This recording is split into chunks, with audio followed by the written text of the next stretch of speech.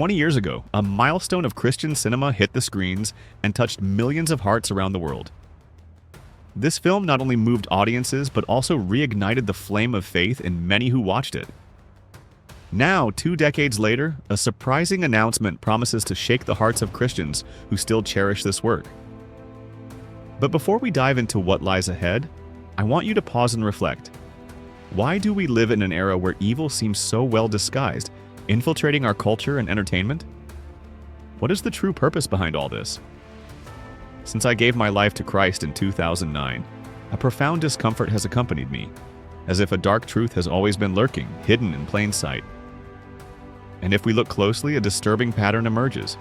The scriptures warn us about the enemy, Satan, and his role as an adversary, but he rarely presents himself obviously.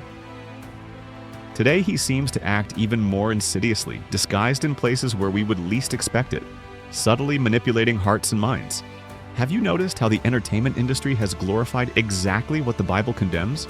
Since the release of The Passion of the Christ in 2004, while many were touched by the powerful message of Jesus' sacrifice, the rest of the industry took an opposite path, promoting values that mock faith and exalt what is profane. However, the recent news that Mel Gibson is working on a sequel to this classic reignites hope. Could cinema once again be used to glorify God's name?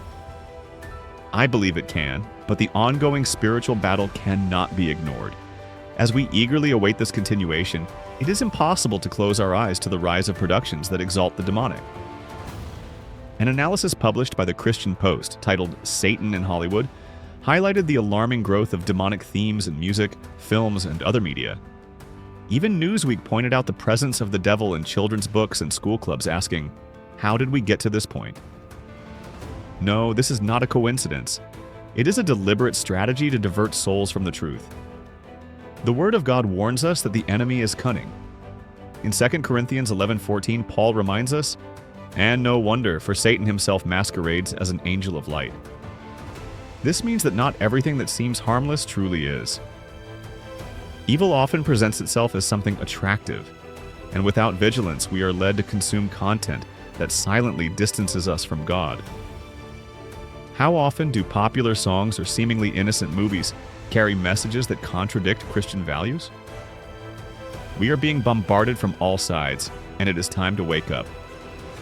In Ephesians 6:12, we are reminded that our struggle is not against flesh and blood, but against the rulers, against the authorities, against the powers of this dark world, and against the spiritual forces of evil in the heavenly realms. This struggle is real and reflects what we are seeing in today's society. Just as Jesus confronted evil spirits with authority, we are also called to resist the enemy, standing firm in the name that is above every name. However, are we exercising this authority? Or are we becoming complacent, allowing the current culture to shape us? Now, let's be honest.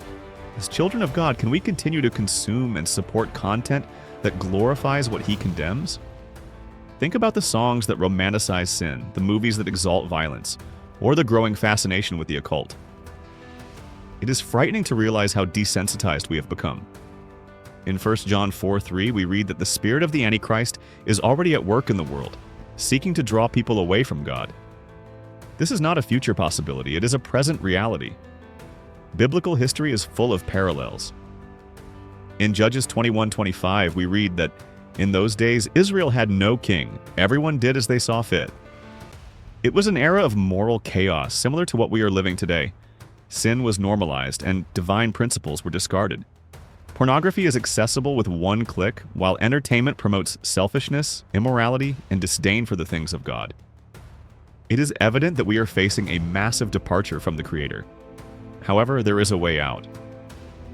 Jesus warned us in Matthew 24:12 that because of the increase of wickedness, the love of most will grow cold. But this does not have to be our destiny. We can reignite our faith and stand firm by strengthening our relationship with God. This begins with prayer, studying the Word, and fellowship with other Christians. When we commit to seeking God, His light invades the darkest areas of our lives, renewing us and empowering us to resist. Regarding the end times, many worry about speculating dates or preparing materially, but Jesus was clear in Matthew 24:36-39. "But about that day or hour no one knows, Not even the angels in heaven, nor the Son, but only the Father. Our focus must be on spiritual preparation, not on trying to predict the future. True preparation comes from living a life that glorifies God and reflects His light in a world walking in darkness. As we await Christ's return, our mission remains clear: to be light in the midst of darkness. The world needs courageous Christians who boldly proclaim God's truth, living in a way that others can see the Father's holiness reflected in their actions. No matter how dense the darkness around us, the light of Christ will always be stronger. The question is, are you willing to let that light shine through you, confronting the darkness with God's truth and love? We have reached the end of this video, but the journey does not end here. If this message has stirred your heart, take the opportunity to strengthen your faith and inspire others. Subscribe to the channel now and activate the notification bell to receive our next content.